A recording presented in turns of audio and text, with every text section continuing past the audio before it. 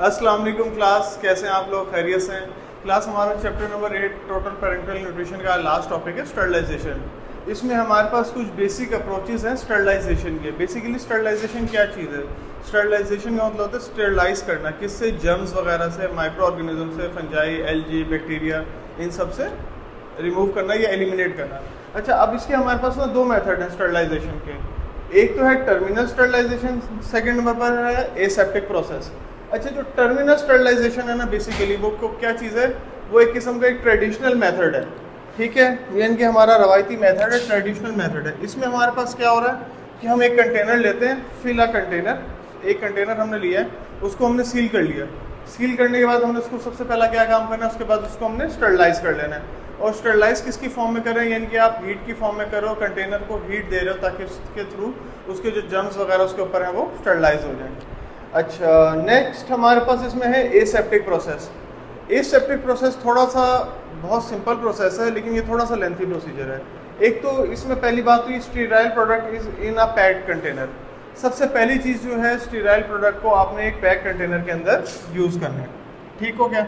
अच्छा, जब आप इसको यूज़ कर लेंगे, आपने उसको इस तरीके से पैक करना है ताकि आपका जो प्रोडक्ट है वो स्टर्लिटी की तरफ जा सके, यानी in a way to maintain it sterility. अच्छा, उसमें फिर जब आप उसको स्टर्लिटी की तरफ लेकर जाएंगे तो उसमें आपने सबसे पहले क्या करना है? स्टरलाइज करना है उसके कंटेनर को, स्टरलाइज करनी है उसकी कैप को, फिर उसके बाद स्टरलाइज करना है उसके अंदर जो कंटेंट्स अवेलेबल हैं उनको, और उस सारे के बाद आपने उसको क्या कर देना है? पुट देम टुगेदर, ठीक है। इसकी कुछ और चीज़ें भी बताएंगे, डिस्कशन है वो हम साथ साथ एक्सप्लेनेशन में देख लेते हैं।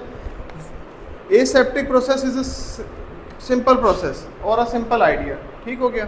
where it is not possible to carry out terminal sterilization by heating due to its instability of a formulation। अब टर्मिनल स्टरलाइजेशन को वो कह रहा है क्यों यूज़ नहीं कर रहे? क्योंकि आपकी जो स्टेबिलिटी है ना फॉर्मुलेशन की, वो डिस्टर्ब हो सकती है।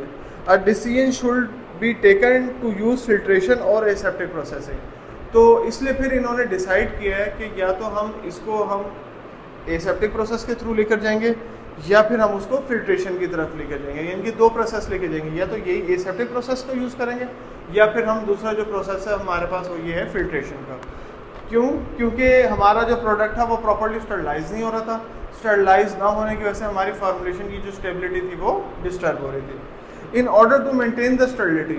अच्छा, अब स्टरलिटी को मेंटेन करने के लिए क्या करें? Of the components and the product during aseptic processing careful attention should be needed. तो इनको स्टरलिटी की तरफ ले जाने के लिए कुछ हमें इक़दामात करने की ज़रूरत है। Carefully need to be given to the improvement environment. तो आपका सबसे पहले जो इसमें पॉइंट है या फैक्टर दिया है वो उसने ये कहा है कि आप अपने इन्वायरमेंट को बेहतर करें। पर्सनल, इसके अलावा जितने भी आपके एरिया में चीज़ें यूज़ हो रही हैं पर्सनल यूज़ में, वो उनको बेहतर करें।